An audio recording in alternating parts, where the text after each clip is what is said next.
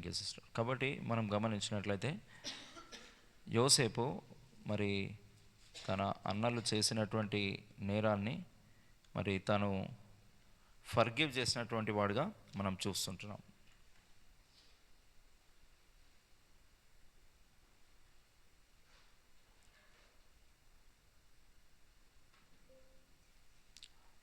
So we see the 14th quality in the life of Joseph. కాబట్టి యోసేపు మరి ఎంతమంది అన్నలు తనని గుంటలో వేశారు? అందరు కలిసి 10 మంది కదా. చిన్నవాడు బెన్యామీన్ అక్కడ లేడు. సో యోసేపుని వాళ్ళ అన్నలు పగబట్టి అతన్ని యందు అసూయపడి అనే మాటలు మనం చూస్తాము. ఒకసారి మనము జెనసిస్ 37కి వెళ్దాము. ఆదికాండం 37వ అధ్యాయంకి మనం వెళ్ళినట్లయితే ఆదికాండము 37వ అధ్యాయంలో మనం చూస్తే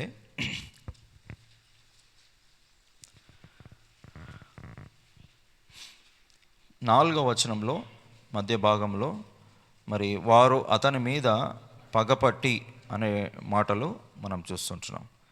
అండ్ 8వ వచనం చివరి భాగంలో మనం చూస్తే అతని కలలను బట్టి అతని మాటలను బట్టి అతని మీద మరింత పగపట్టి అనేటువంటి మాటను చూస్తున్నాం. 11వ వచనంలో అతని సహోదరులు అతని యందు అసూయపడిరి. కాబట్టి పగపట్టారు, మరింత పగబట్టారు అండ్ అసూయ పడుతూ వచ్చారు కదండి. సో వాళ్ళ తండ్రి అతన్ని మరి ఒక టాస్క్ అసైన్ చేసినప్పుడు మరి అక్కడి నుంచి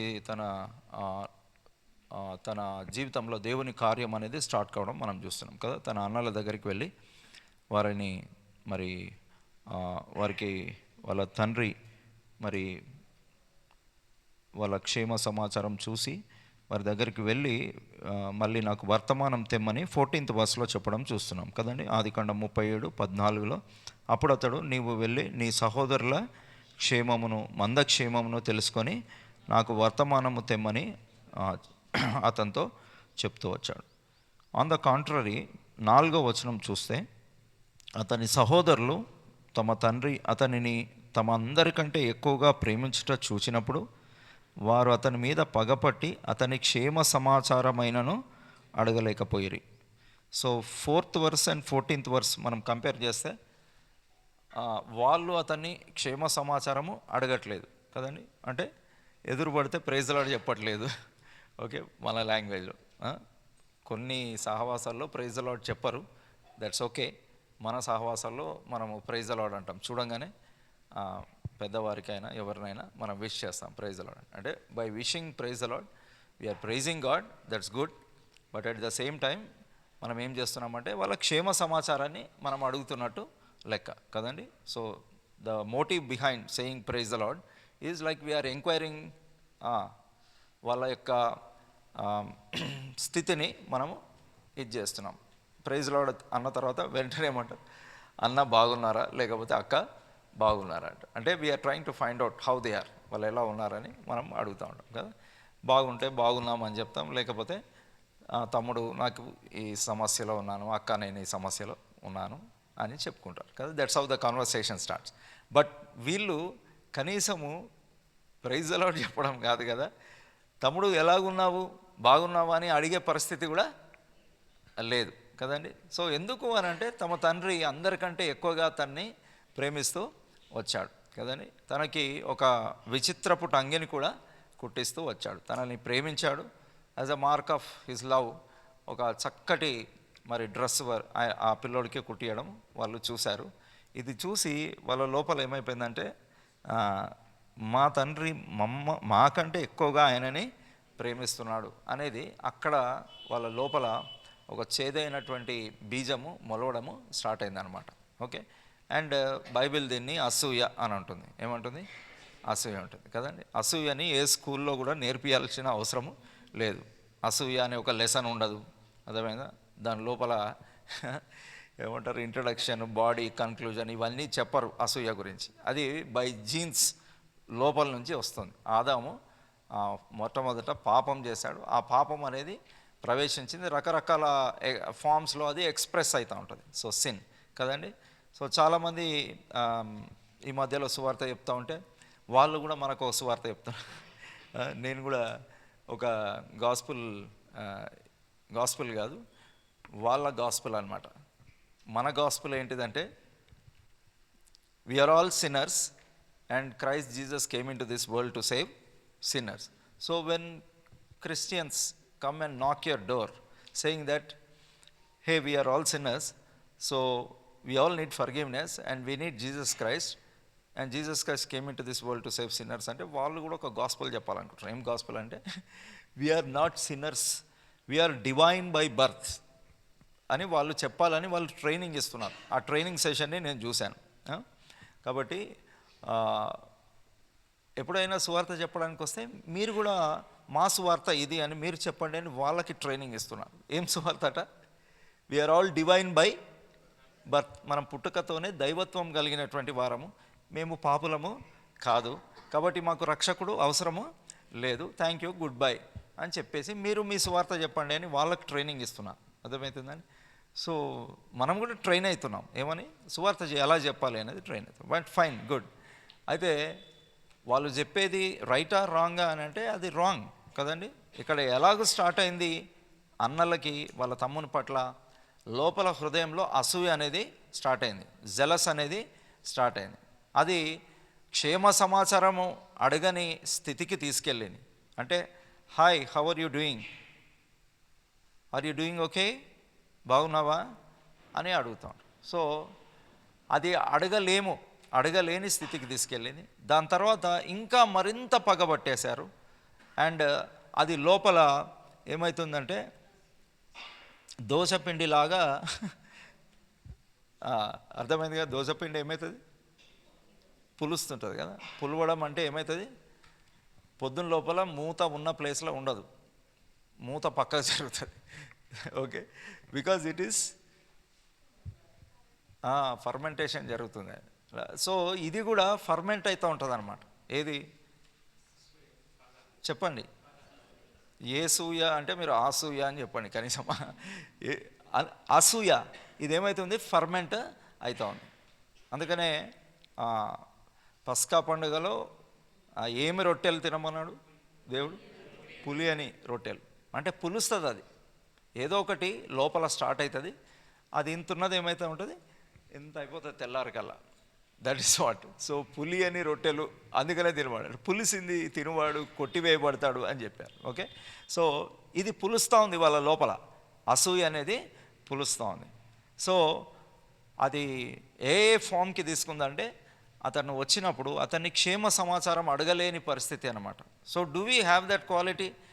అది కొన్నిసార్లు మన లోపల కూడా అది ప్లేస్ తీసుకుంటుంటుంది అనమాట కదండి. ప్లేస్ తీసుకుంటూ ఉంటుంది. ఏం ప్లేస్? క్షేమ సమాచారము అడగలేనటువంటి పరిస్థితి, హాయ్ చెప్పలేనటువంటి పరిస్థితి కదా. అందుకనే మందిరం అయిపోయినాక అందరికీ షేక్ హ్యాండ్ ఇచ్చి అందరినీ విష్ చేయండి అని చెప్తారు కొన్ని సహవాసాలు. Turn to your right, turn to your left, greet your friend to the right, greet your friend to the left, to the back, to the front, ఇవన్నీ చెప్తూ ఉంటారు. ఎందుకనంటే లెఫ్ట్కి మాట్లాడతాను కానీ రైట్ పర్సన్తో మాట్లాడాను అనుకో, అప్పుడు రైట్కి తిరిగితే ఏమవుతుంది? ఎడముఖం వర్సెస్ పెడముఖం. In Telugu it is called ఎడముఖం వర్సెస్ పెడముఖం. ఎందుకంటే ఇట్లా. సో అసూయ స్టార్ట్ అయ్యి అది పగగా మారుతూ వచ్చిందనమాట. సో దీన్ని స్టార్టింగ్లోనే దాన్ని కట్ ఆఫ్ చేయకపోతే అది ఏ ఫామ్ తీసుకుంటున్నది అనేది మనం జెనసిస్ 37th చాప్టర్లో మనం చూస్తూ ఉంటాం. మనం వాళ్ళ తమ్ముడు రాగానే ఏం చేశారు? ఇదిగో కలలు కనువాడు వస్తున్నాడు. ఇతని కళలు కూడా కాంట్రరీగా ఉన్నాయి. చూసారా? వాళ్ళ డాడీ అతనికంటే వీళ్ళందరికంటే ఎక్కువగా ప్రేమించాడు. మళ్ళీ ఒక విచిత్రపు అంగి కుట్టించాడు. ఓకే, అండ్ మూడవది వీళ్ళ చెడు సమాచారం అంతా కూడా వాళ్ళ డాడీకి తీసుకెళ్తున్నాడు. చూసారా ఎన్ని నేరాలు యోసేపు మీద, right? So and as a result of this వాళ్ళు ఇంకా పగబట్టి ఆ జలస్ అనేది మొత్తం కార్పొరేట్ జలస్ కాబట్టి ఒక్కరికి కాదు, ఒక్కరికి వస్తే అది వేరేలాగా ఉంటుంది. 10 మందికి అది లోపల అది పులిసి ఆ స్టేజ్కి వచ్చేసింది. వాళ్ళ డాడీ అదే టైంకి ఏం చేశాడంటే జస్ట్ గో, వాళ్ళు అక్కడ మందని మేపుతున్నారు, నువ్వు వెళ్ళి వాళ్ళ క్షేమ సమాచారం అడిగిరా అంటే వాళ్ళు ఆయన ఏం చేశారంటే చంపేద్దాం అనుకున్నారు. In fact they wanted to kill him, right. ఎందుకు ఇదంతా చెప్తున్నాను అంటే చూడండి మత్తయి సువార్త 5వ అధ్యాయంలో, మాథ్యూస్ గాస్పుల్ 5th చాప్టర్ 21-22. నరహత్య చేయవద్దు, నరహత్య చేయవాడు విమర్శకు లోనగునని పూర్వీకులతో చెప్పబడిన మాట మీరు విన్నారు కదా. నేను మీతో చెప్పినదేమనగా తన సహోదరు మీద కోపపడు ప్రతివాడు విమర్శకు లోనగును, తన సహోదరుని చూచి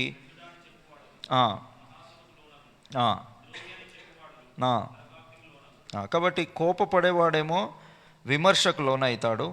వ్యర్థుడా అంటే యూజ్లెస్ ఫెలో, అంతే కదా. వ్యర్థుడా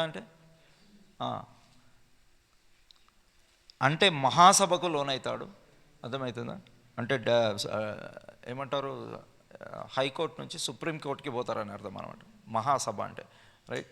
నెక్స్ట్ ద్రోహి అని చెప్తే నరకాగ్నికి లోనవుతారు. ఏంటి జస్ట్ నోటితోనే అంటేనే నరకాజ్ఞ అని అంటే యేసు ప్రభు ఆ లెవెల్కి ఎలివేట్ చేశాడు. అది ఎక్కడ స్టార్ట్ అయింది? 21st verse చూసినట్లయితే నరహత్య చేయవద్దు అని యేసు ప్రభు చెప్పిన తర్వాత ఇది చెప్తున్నాడు. సో నరహత్య అనేది క్లైమాక్స్ అనమాట. నరహత్య చేయకముందు ఇవి జరుగుతూ ఉంటాయి. ఫస్ట్ కోపం వస్తుంది, దాని తర్వాత వ్యర్థుడా అంటారు, దాని తర్వాత ద్రోహి అని అన్న తర్వాత ఇవన్నీ కూడా నోటితో జరిగేవి, నరహత్య అనేమో చేతితో జరిగేవి. సో ఈ రెండింటిని యేసు ప్రభు ప్యారలల్గా పెడుతున్నాడు, ఈ రెండింటిని పక్కన పక్కన పెడుతున్నాడు.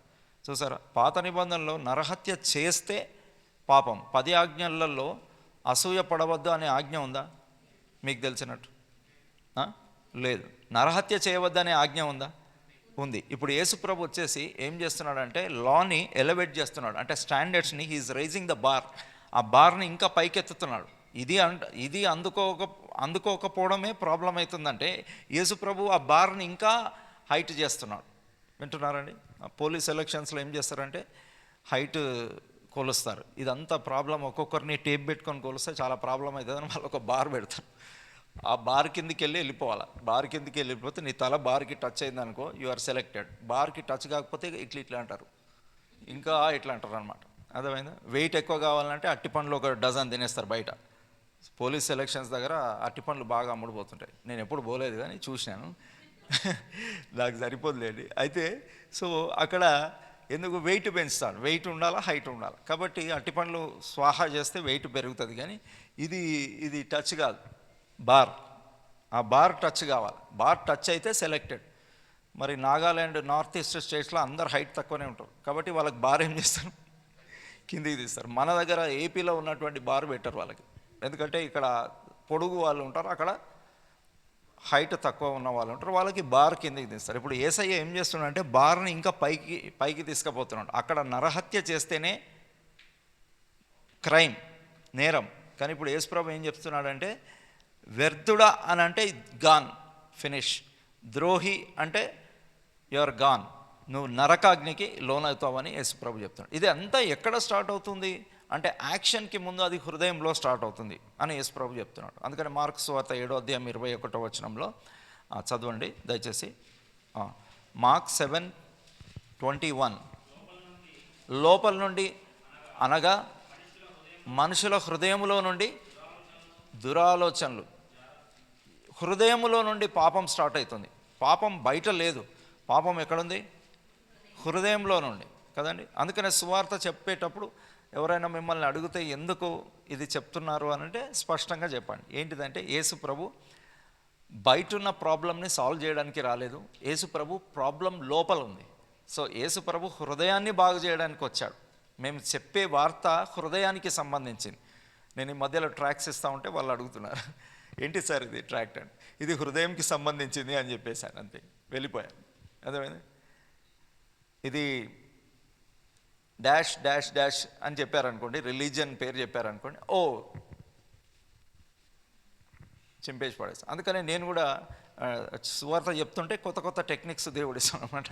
సో దేనికి సంబంధించి? హృదయంకి సంబంధించింది బాబు అని అంటే, ఓ రియలీ, అయితే నీకు ఉంది కదా హృదయం, నీకు ఉంది కాబట్టి నీకు సంబంధించిందే ఇది. హృదయం ఎంతమందికి ఉంది?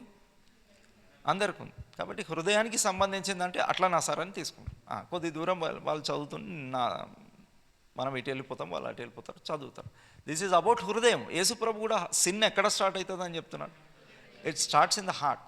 Okay, and everyone has a heart, and so it pertains to everybody. Whatever Jesus is saying, it pertains to everyone. You cannot deny that there is no హృదయం కదండి. నిన్న కూడా ఏదో సండే స్కూల్ పాట వింటాను, గుప్పెడంత గుండె చప్పుడు చేయుచున్నది అని బీబీఎస్లో నేర్పిస్తున్నారు. రైట్, గుండెకాయ వేరే, హృదయం వేరే.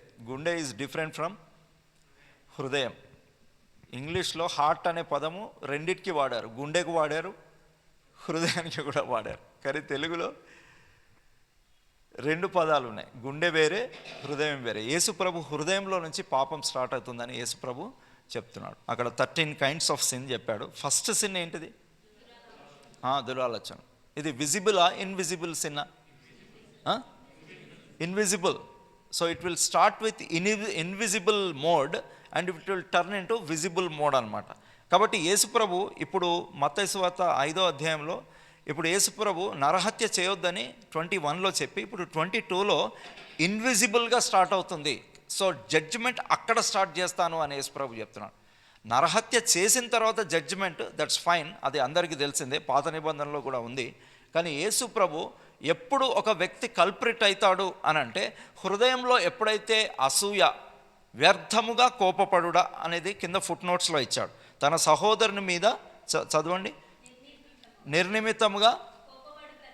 నిర్నిమిత్తంగా కోపపడదు. That's problem. కోపం should have a reason. Okay, కోపం should have a reason and కోపం షుడ్ హ్యావ్ ఎ లిమిట్. ఈ రెండు బైబిల్ చెప్తుంది. అర్థమవుతుంది? కోపంకి కారణం ఉండాలి, కోపంకి ఒక లిమిట్ ఉండాలి. కోపపడుడి కానీ పాపము చేయకుడి అని యేసుప్రభు చెప్పాడు. కోపమే లేదు అంటే అది అబద్ధం, యు ఆర్ టెల్లింగ్ ఎ లై. యాంగర్ అనే ఎమోషన్ని దేవుడు పెట్టాడు, కానీ దానికి ఏం పెట్టాడు దేవుడు? ఒక లిమిట్ పెట్టాడు. ఆ లిమిట్ దాటితే అది క్రోధముగా మారుతుంది. ఇంకా లిమిట్ దాటితే దాన్ని ఆగ్రహము అని అంటారు, ఆగ్రహము. సో బైబిల్లో యేసుప్రభు ఏం చేస్తున్నాడంటే, నిర్నిమిత్తంగా నీ సహోదరుని కోప్పడితే అప్పుడు నీవేమవుతావు? విమర్శకు, అంటే you are eligible to stand in the judgement అని చెప్తాను. తర్వాత వ్యర్థుడా అని అంటే, ఎన్నిసార్లు అన్నామో నాకే తెలియదు, ఎవరినన్నా యూజ్లెస్ ఫెలో అని అంటారు కదా, అంటే మహాసభకు లోనవుతారట. దాని తర్వాత ద్రోహి అంటే you are fit for the punishment, ఇంకా పనిష్మెంట్ రాసేయడమే అని యేసుప్రభు చెప్పాడు. సో ఎక్కడ స్టార్ట్ అవుతుంది అంటే హృదయంలో స్టార్ట్ అవుతుంది బాబు అని చెప్పి. యోసేపు అన్నలకు కూడా ఎక్కడ స్టార్ట్ అయింది? హృదయంలో స్టార్ట్ అయింది. It started deep in the heart. అక్కడ నుంచి స్టార్ట్ అవుతుంది. సో ఈ లోపల ఉన్నటువంటి ప్రాబ్లమ్ని డీల్ చేయడానికి యేసుప్రభు వచ్చాడు. సో పాత నిబంధనలో వాళ్ళు యేసుప్రభు ఇంకా సిలువేయబడలేదు, ఆయన శరీరధారిగా ఈ లోకానికి రాలేదు. సో అవన్నీ కూడా ఛాయగా మనం చూస్తుంటున్నాం. సో వాళ్ళ అన్నలు ఆయనని విష్ చేయలేదు, ఆయన క్షేమ సమాచారం అడగలేకపోయారు. ఆయన దూరం నుంచి వస్తుంటేనే అదిగో వస్తున్నట్టు ఆ కలలు కనేటువంటి వాడు, ఇవాళ వీని అంతం ఏంటిదో మనము చూద్దాము అని. యేసుప్రభు చెప్పింది నిజమా అంటే నిజమే. హృదయంలో స్టార్ట్ అయిన అసూయ ఎక్కడికి దారితీసింది? వాళ్ళు యాక్చువల్గా బేసికల్గా వాళ్ళు ఏం చేద్దామనుకున్నారు? నరహత్య చేద్దామను. అందుకనే యేసుప్రభు ఈ రెండింటిని ఈక్వేట్ చేసి మరి మత్తయి సువార్తలో చెప్పడము మనం చూస్తుంటున్నాం కదండి. సో అందుకనే ఎప్పుడైనా కోపం వస్తే, అది రీజన్లెస్గా వస్తే, అది వెంటనే యేసుప్రభు రక్తంలో మనం ఏం చేయాలి? కడుక్కోవాలి. అసూయ వచ్చిందా? ప్రభు నన్ను కడుగు, నన్ను పరిశుద్ధపరచు. అప్పుడు ఆయన కుమారుడైన యేసు రక్తం ప్రతి పాపం నుండి మనలను పవిత్రులుగా చేయండి. సో విజిబుల్ క్రైమ్స్ కాదు, ఇన్విజిబుల్గా స్టార్ట్ అవుతుంది అని యేసు ప్రభు చెప్పడం స్టార్ట్ చేశారు. సో అందుకనే ఇది ట్రూ అంటే ఎస్, ఇట్స్ ట్రూ కదండి, ఇది సత్యం కదా. కాబట్టి ఇద్దరు చిన్నపిల్లలకు ఒక టాయ్ ఇస్తే ఏం చేస్తారు? బెన్ని ఇద్దరు చిన్నపిల్లలకి ఒక టాయ్ ఇచ్చారనుకోండి, ఏం చేస్తారు? కొట్టుకుంటారు. ఏ స్కూల్లో నేర్పిస్తారు? స్కూల్ ఆఫ్ అసూయ ఉండదు. There will be no school for అసూయ. అది బై బర్త్ వస్తుంది. సో పాపం అనేది బై బర్త్ వస్తుంది అనే దానికి it's one of the evidence కదండి. సో సువార్త చెప్పే క్రమంలో చాలామంది అడుగుతూ ఉంటారు, నేనేం పాపం చేయలేదు, నా లోపల పాపమే లేదు, కాబట్టి నాకు రక్షకుడు అవసరం లేదు అని చెప్తూ ఉంటారు. కాబట్టి this example fits wonderfully. If you give one toy to 2 children, they will plug there ice. అర్థమవుతుందండి? గోరులో కళ్ళల్లో పెట్టేసి ఆ రేంజ్కి వెళ్ళిపోతారు. అసూయ అనేది ఆ రేంజ్కి వెళ్ళిపోతుంది. నేను ఒక దగ్గర చూశాను. సో ఆ రేంజ్కి ఇట్లా కళ్ళల్లో గోర్లు పెట్టేస్తాడు. So that is jealous. So Yesu ప్రభు చెప్పాడు, వీళ్ళకు కూడా జలస్ వచ్చేసింది కదండి. అతనికి ఉన్న విచిత్రపు టంగి మాకెందుకు లేదు, అతడు మా తండ్రి దగ్గర పొందుతున్న ప్రేమ మాకెందుకు లేదు అనేది మనం చూస్తాం. ఇది మానవుల్లో ఉండొచ్చు, కొంతమందిలో ఉండొచ్చు, కానీ దేవునిలో ఇది లేదు. దేవుడు అందరినీ ఈక్వల్గా ప్రేమిస్తాడు. దేవుడు లోకమును ఎంతో ప్రేమించాడు. అఫ్కోర్స్ యాకోబు ఈక్వల్గా ప్రేమించలేని కారణాన ఇది స్టార్ట్ అయిందేమో. యాకోబు దేవుడు కాదు, యాకోబు మానవుడు, కాబట్టి he could not divide his love among his children equally, might be, and for that reason వాళ్ళు అసూయపడ్డము స్టార్ట్ చేశారు కదండి. కాబట్టి మనం గమనించినట్లయితే వాళ్ళు తనని యాక్చువల్గా ఇన్ఫ్యాక్ట్ అది మిస్ అయిపోయింది. ఎందుకనంటే అక్కడ ఎవరు వచ్చి అడ్డుపడ్డారు చెప్పండి? యూదా అనే 4వ వ్యక్తి వచ్చి అడ్డుపడి, వద్దొద్దు మనం చంపొద్దు, ఇతడు కూడా మన సహోదరుడే కదా, తీసేసి ఇతన్ని ఏం చేద్దాం, అమ్మేద్దాము అని చెప్పేసి వాళ్ళు అమ్మేశారు. అండ్ అక్కడి నుంచి దేవుని ప్రణాళిక స్టార్ట్ అయింది కదండి. సో ఈ ప్రోగ్రాం అంతట్లో కూడా యోసేపు దీన్ని అంతా ఎలా చూస్తున్నాడు అంటే, యోసేపు బిగ్ పిక్చర్ చూస్తున్నాడు. అనేక సార్లు మనము ఎందుకు ఈ ఈజీలీ బిసెట్టింగ్ సిన్స్ అని ఉంది హెబ్రీ పత్రిక 12వ అధ్యాయంలో, సులువుగా చిక్కులబెట్టు పాపం, ఇంగ్లీష్లో ఈజీలీ బిసెట్టింగ్ సిన్స్. ఈ ఈజీలీ బిసెట్టింగ్ సిన్స్లో ఎందుకు మనుషులు పడిపోతారు అంటే, బిగ్ పిక్చర్ చూడలేరు. ఏం చూడలేరు? Big picture. యోసేపుకి బిగ్ పిక్చర్ ఏంటి? 2 కళలు దేవుడు చూపించాడు. సో ఆ బిగ్ పిక్చర్ ముందు ఇవన్నీ నెగ్లిజిబుల్ అయిపోతున్నాయి. ఇవన్నీ కూడా నెగ్లిజిబుల్ అంటే లెక్క లేకుండా వెళ్ళిపోతున్నాయి. సో పీపుల్, అందుకనే సామెతల్లో ఉంది, దేవోక్తి లేని ఎడల జనులు కట్టులేక. అది ఇది తెలుగులో అలా ఉంది. ఇంగ్లీష్లో ఏమనుందంటే, where there is no vision people perish అని ఉంది. Where there is no vision అంటే దర్శనం అనేది లేకపోతే. సో అందుకనే ప్రైమరీ 2 క్వశ్చన్స్ ఎప్పుడు రిపీట్ చేస్తున్నాను కదా, ప్రభువా నీవెవరవు, ప్రభువా నేనేమి చేయాలి. నువ్వేం చేయాలనో అది నువ్వు తెలుసుకుంటే ఇవన్నీ కూడా ఏం చేసేస్తూ ఉంటావు, ఇగ్నోర్ చేసేస్తూ ఉంటాం. మీరు రిలే రేస్ కానీ అథ్లెటిక్స్ కానీ చూస్తూ ఉంటే, ఆ రన్నింగ్ రేస్ చేసే వాళ్ళు ఉంటారు కదా, ఆ రన్నింగ్ రేస్ చేసేటప్పుడు చీర్ లీడర్స్ అని ఉంటారు. చీర్ లీడర్స్ అంటే రంగు కాగితాలు పట్టుకొని ఊపుతూ ఉంటారు కదా. కొంతమంది బాయ్స్ గర్ల్స్ అటు సైడ్ ఇటు సైడ్ అలరిస్తూ ఉంటారు కదా, పరిగెత్తండి పరిగెత్తండి అని. వాళ్ళు యాక్చువల్గా ఆ సౌండ్స్ వినరు, ఆ కలర్ పేపర్స్ వాళ్ళు చూడరు. వాళ్ళు చూసేది ఒక్కటి ఫినిష్ రోప్ ఉంటుంది కదా, ఫినిష్ రోప్. ఆ ఫినిష్ రోప్ మీదనే వాళ్ళ మైండ్ ఉంటుంది అనమాట. ఈ రంగు కాగితాలు అటు ఇటు చూసేవారు అనుకో, ఇక్కడ పక్కన ఉన్నోడు ఏమైపోతాడు, ముందుకు వెళ్ళిపోతాడు, నీకు వచ్చే ప్రైజ్ పోతుంది. కాబట్టి ఈ అలరింపు అంతా కూడా స్టేడియంలో ఉన్న వాళ్ళు వింటూ ఉంటారు, కానీ పరిగెత్తేవాడు కేవలం ఆ ఫినిష్ రోప్ని మాత్రమే చూస్తూ ఉంటాడు. His eyes will be focused on the finish line. He will not be caring about this colour papers. He will not be looking at the audience. ఎంతమంది వచ్చారు, నన్ను ఎంతమంది చూస్తున్నారు, ఇవన్నీ కూడా చూడడు అనమాట. ఏం చూస్తూ ఉంటాడు, ఫినిష్ లైన్, ఆ రోప్ పట్టుకుంటారు కదా, దాన్ని మాత్రమే చూస్తూ ఉంటాడు. పౌలు కూడా అదే చెప్పాడు, నేను గురి వద్దకే పరిగెత్తుతాను. ఆ గురిని మాత్రమే చూస్తూ ఉంటాడు, ఇంకా ఇవన్నీ కూడా ఇగ్నోర్ చేస్తూ ఉంటాడు. సో ఇందులో పాజిటివ్స్ ఉండొచ్చు, నెగిటివ్స్ ఉండొచ్చు. ఇవన్నీ కూడా ఎవరు చూస్తూ ఉంటారంటే, ఎవరికైతే దర్శనం లేదో, ఎవరికైతే ఫినిష్ లైన్ కనబడట్లేదో, ఎవరికి విజన్ లేదో, దేవుడు నిన్ను ఏం చేయమన్నాడో అది నీకు తెలియకపోతే ఇవన్నీ కూడా మైక్రోస్కోప్లో పెట్టి చూసి నీ రేస్ని నువ్వు మధ్యలోనే ఏం చేస్తావు, కొలాప్స్ అయిపోయి పడిపోతావు అనమాట. సో ఈ విధంగా యోసేపుకి విజన్ ఉంది కాబట్టి యోసేపు ఇవన్నీ ఏం చేయట్లేదు, పట్టించుకోవట్లేదు. తను గుంటలో పడ్డాడు, పట్టించుకోలేదు. తను బలంగా ఉన్నాడు, వాళ్ళ అన్నల్ని ఫైట్ చేయగలడు, కానీ ఆయన ఒకటి చూస్తున్నాడు, ఏంటిదంటే దేవుడు నాకు ఒక విజన్ ఇచ్చినాడు, అండ్ ఆ విజన్లోనికి నేను వెళ్ళాలి. ఆ విజన్లో దేవుడు ఏదైతే టార్గెట్ సెట్ చేశాడో ఆ టార్గెట్కి నేను వెళ్ళిపోవాలి అనుకున్నాడు. అందుకని చెప్పండి, వాళ్ళ అన్నల్ని ఇగ్నోర్ చేశాడు, పోతిఫర్ భార్యని ఇగ్నోర్ చేశాడు, చెరసాలలో ఉన్న అవమానాన్నంతా కూడా ఇగ్నోర్ చేస్తాడు. ఎందుకు? ఆయన హీస్ ప్రెస్సింగ్ ఫార్వర్డ్. ఎక్కడికి వెళ్తున్నాడు? ఆయన ముందుకు వెళ్ళిపోతున్నాడు. ఆయనకి ఇవన్నీ కూడా కనిపించట్లేదు. రైట్. సో ఫైనల్గా ఐగుప్తుకి వెళ్ళిపోయాడు. దేవుడు ఆయనని ఐగుప్తు దేశం అంతటి మీద అధికారంగా చేశాడు. అండ్ వన్ ఫైన్ డే కరువు వచ్చింది. ఆ కరువులో వీళ్ళందరూ కూడా ధాన్యం కొరకై ఎవరి దగ్గరికి వచ్చారు? యోసేపు దగ్గరికి వచ్చారు. ఎగ్జాక్ట్గా తను ఏమైతే కలలో చూశాడో అది పర్ఫెక్ట్గా నెరవేరడం మనం చూస్తున్నాం. రండి ఒకసారి ఆదికాండము 37వ అధ్యాయంలో మనం చూసినట్లయితే జెనసిస్ 37 చూడండి. జెనసిస్ 37లో మరి మనం చూస్తే 9th వర్స్లో చూస్తే, అతడు ఇంకొక కల కని తన సహోదరులకు తెలియజేసి, ఇదిగో నేను మరొక కల కంటిని, అందులో సూర్య చంద్రులను 11 నక్షత్రములు నాకు ఏమైనాయట? సాష్టాంగపడింది. అంటే వన్ ఫైన్ డే వీళ్ళందరూ వచ్చి ఆయన దగ్గర సాష్టాంగ నమస్కారం చేయబోతున్నారు అని దేవుడు ఒక డ్రీమ్ ఆయనకి చూపించాడు. అది నెరవేరిందా అంటే ఎస్, 100% నెరవేరింది. రండి ఆదికాండంలో మరి మనం గమనిస్తే చూడండి 42వ అధ్యాయము 6వ వచనము చదవండి అమ్మా.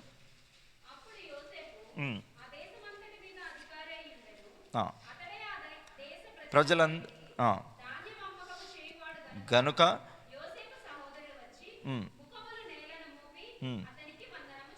Yes, first phase నెరవేరిందా? కళ నెరవేరిందా? వాళ్ళ బ్రదర్స్ అందరు వచ్చి ఆయనకి ఏం చేస్తున్నారు? వందనము చేస్తున్నారు కదండి. ఎలా ముఖాలు ఎలా ఉన్నాయట?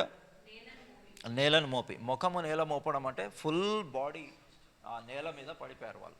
కంప్లీట్ బాడీ నేల మీద సాష్టాంగ నమస్కారం చేస్తూ వచ్చారు. 43:26 చూడండి. 43:26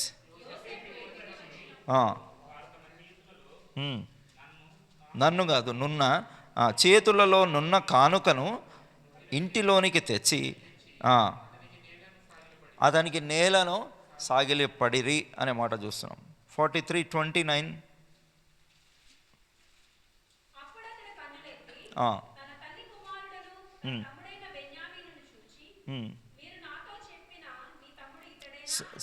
సారీ సిస్టర్, 28 చదవండి దయచేసి.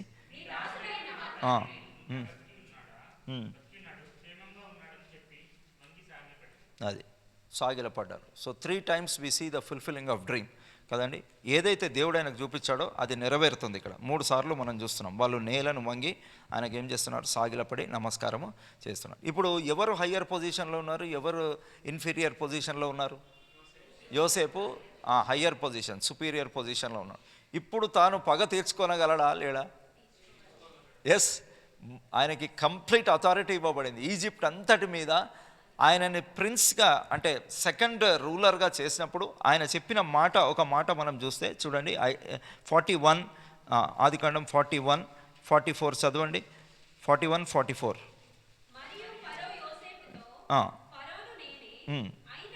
నీ సెలవు లేక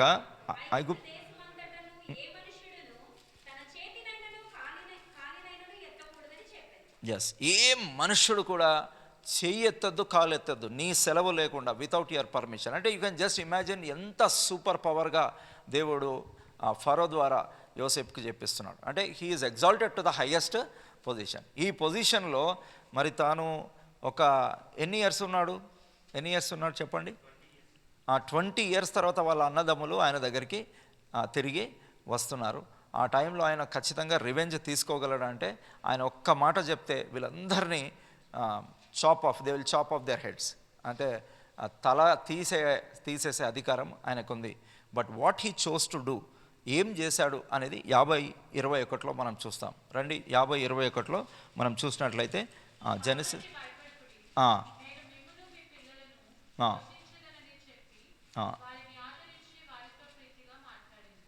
కాబట్టి వాళ్ళు ఫర్గివ్నెస్ అడుగుతున్నట్టు మనం చూస్తున్నాం. 17వ వచనము మధ్య భాగంలో చూస్తే, నీ సహోదరులు నీకు కీడు చేసిరి గనుక దయచేసి వారి అపరాధమును వారి పాపమును క్షమించుమని అతనితో చెప్పుడా నేను.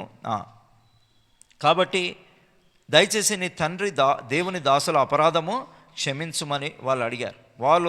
వారు యోసేపుతో ఇలాగ మాట్లాడుతుండగా అతడు ఏడ్చెను. దాని తర్వాత ఇదిగో మేము నీకు దాసులమని 18th verseలో చెప్పారు. అయితే ఆయన వారిని ఏం చేస్తున్నాడంటే, భయపడకుడి, నేను మిమ్మును మీ పిల్లలను పోషించాను. This is called ultimate forgiveness. So Yosepu తన అన్నల్ని ఏం చేస్తున్నాడు, క్షమిస్తున్నట్టు మనం చూస్తుంటున్నాం. సో ఇస్ దిస్ పాసిబుల్ అని అంటే humanly this is not possible. అంటే మానవరీత్యా ఇది సాధ్యము కాదు. ఒక 20 years of agony, 20 years of కఠినమైనటువంటి బాధ.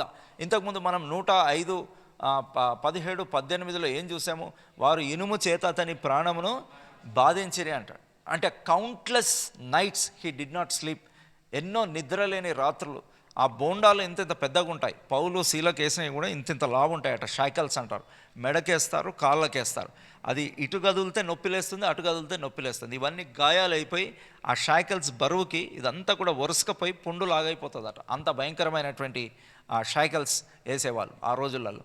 సో బాధ అయిన ప్రతిసారి ఆయన ఎవరిని జ్ఞాపకం చేసుకోవాలి, వాళ్ళ అన్నల్ని జ్ఞాపకం చేసుకోవాలి. ఒక్కరోజు వీళ్ళు కనుక నాకు దొరికితే I will finish them of అని మనం అనుకుంటాం. So he was free, he was exalted to the highest position in Egypt, but despite of that he chose to forgive them. వాళ్ళని క్షమించడానికి తాను పూనుకొని భయపడకుడి అనే ఒక పదాన్ని వాడుతున్నట్టు మనం చూస్తుంటున్నాం కదండి. He released. నిన్న కూడా చెప్తూ వచ్చాను బైబిల్ స్టడీలో, ఆమె మరణ భయంలో ఉంది. వ్యభిచారంలో పట్టబడిన స్త్రీ ఎందులో ఉంది? సో యేసు ప్రభు ఆమె భయంని రిలీజ్ చేశాడు. ఎట్లా రిలీజ్ చేశాడు? నేను నీకు శిక్ష విధింపను, neither do I condemn thee అని యేసు ప్రభు చెప్పిన తర్వాత ఆమె భయం ఏమైపోయింది? వెళ్ళిపోయింది. ఇక్కడ కూడా యోసేపు, ఇన్ అదర్ వర్డ్స్ యోసేపు కూడా వాళ్ళ భయాన్ని రిలీజ్ చేస్తున్నాడు. ఏమంటున్నాడంటే భయపడకుడి అని చెప్తున్నాడు. అండ్ దాని తర్వాత వారితో ప్రీతిగా మాట్లాడాను అనే మాట మనం చూస్తాం. నేను మిమ్మల్ని పోషిస్తాను అంటే భయపడకుడి అంటే నేను మిమ్మల్ని శిక్షించను, నెక్స్ట్ నేను మిమ్మల్ని క్షమించేశాను, మిమ్మల్ని పోషిస్తాను.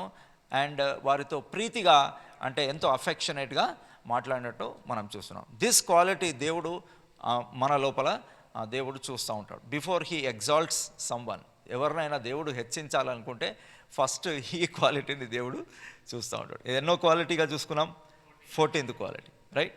సో ల్యాప్టాప్ అక్కడ ఉందా? రైట్. సో ఎఫిషియన్స్ 4:31-32 చూస్తే ఒకసారి చూద్దాం. ఎఫిషియన్స్ 4.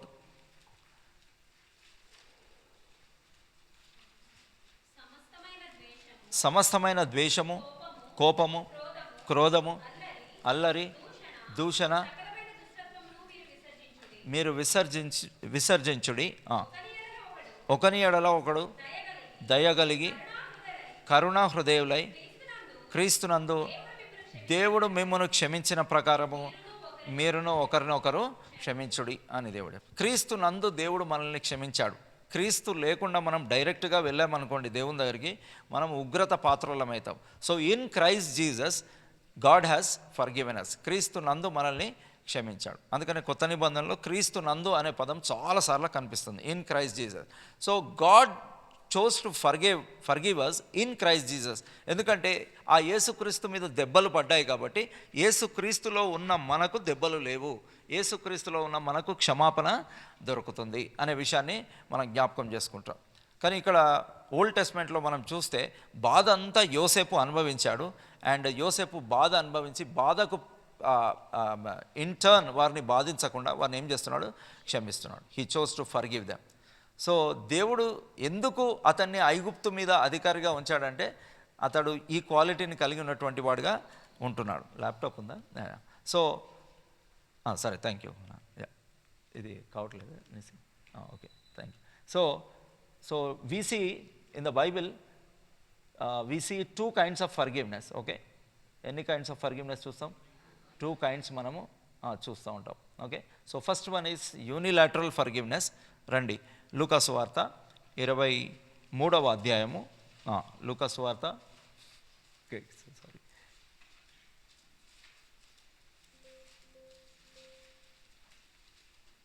లూకాసు వార్త 23వ అధ్యాయంలో మనం చూస్తాము. రండి, 34వ వచనం చూడండి.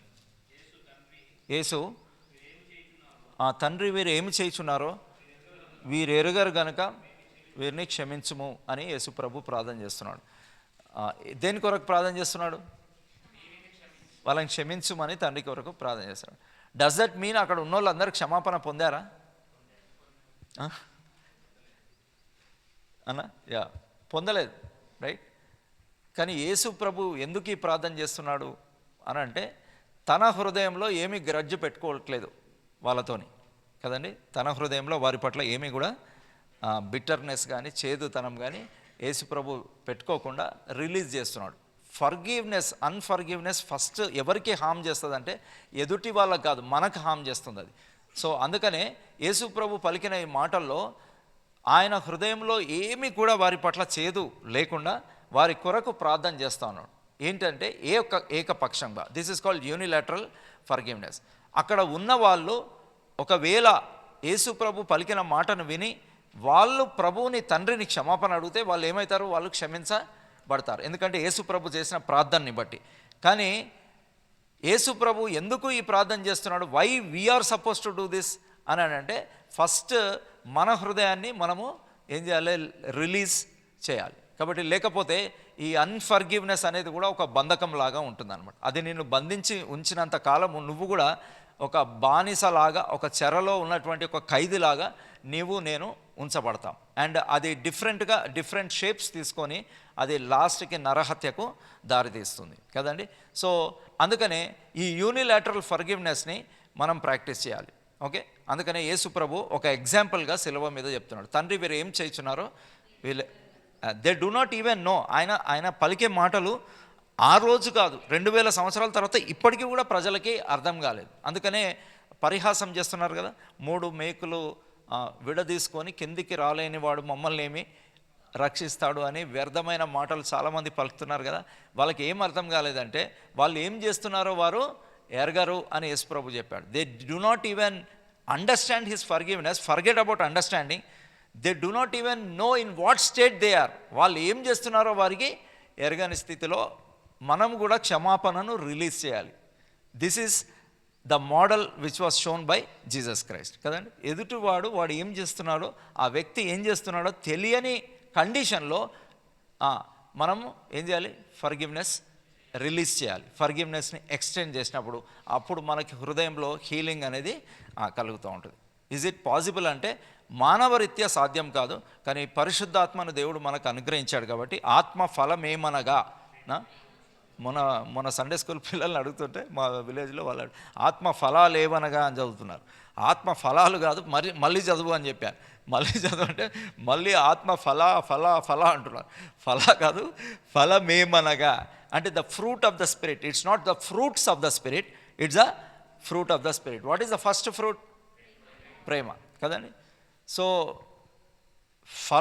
ఆత్మ ఫలము ప్రేమ అంటున్నాడు కాబట్టి ప్రేమ అనేక దోషములను కప్పును అంటున్నాడు. కాబట్టి లవ్ కవరత్ మల్టిట్యూడ్ ఆఫ్ సిన్స్ అన్నాడు కదండి. 1 కొరింథీ 13వ అధ్యాయంలో మనం చూసినట్లయితే 1 Corinthians 13th chapter, sorry Nisi I'm troubling you. 1 కొరింథీ పత్రిక 13వ అధ్యాయంలో మనం చూసినట్లయితే చూడండి, 7వ వచనం చూడండి. దానికి ఫుట్ నోట్స్లో ఏమన్నాడు, తాలుకొనుకు అన్నిటినీ కప్పును అని అన్నాడు. కాబట్టి it will cover all the sins అని లేఖన భాగాల్లో మనం చూస్తుంటున్నాం.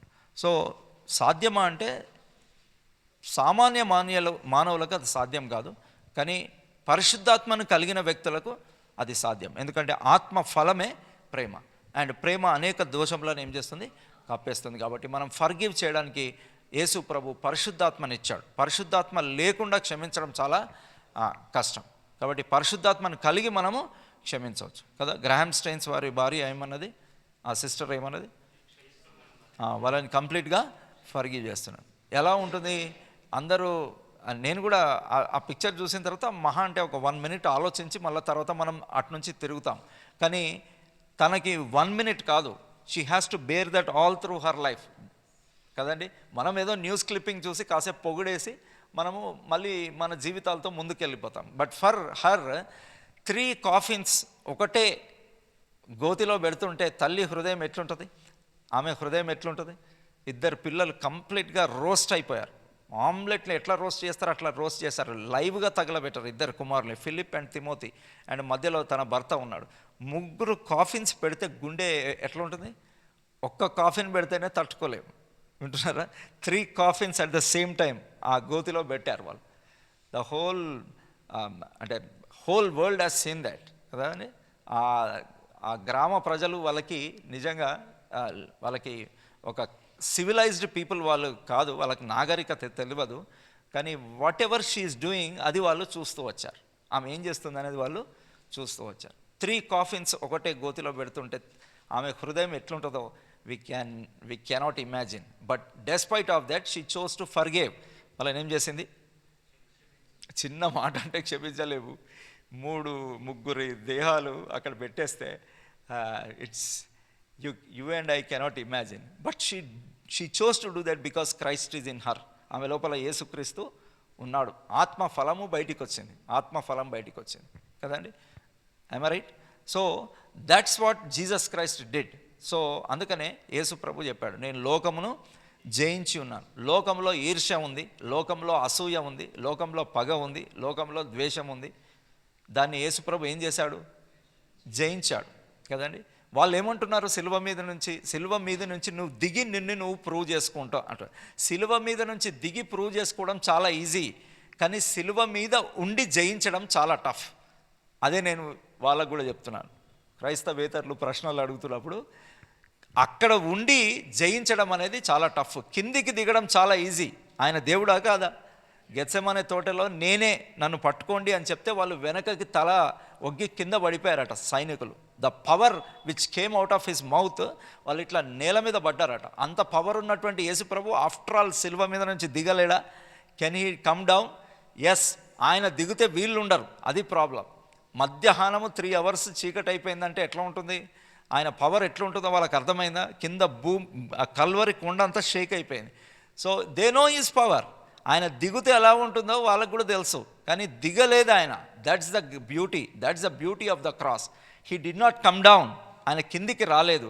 ఆయన ఏం చేశాడు? లోకాన్ని జయించాడు. సో లోకమును జయించిన వాని ఆత్మను మన లోపలికి పంపించిన తర్వాత ఇట్స్ ఈజీ టు ఫర్గివ్ కదండి. అందుకనే 1 యోహాను 5:4 మనం చూస్తాము. 1 John 5:4 చూస్తే పుట్టిన వారందరూ లోకమును జయించదు. That's a point. యేసు ప్రభు నేను లోకమును జయించి ఉన్నాను అన్నాడు. ఇక్కడ ఏమంటున్నాడు? దేవుని మూలంగా పుట్టిన వారందరూ లోకమును జయిస్తారు. లోకమును జయించడం అంటే అవార్డ్స్ కొట్టడము ఇవి కాదు యేసు ప్రభు మాట్లాడేది. దేని గురించి మాట్లాడుతున్నా అంటే పాపము పైన జయము, విక్టరీ ఓవర్ సిన్ అన్నాడు.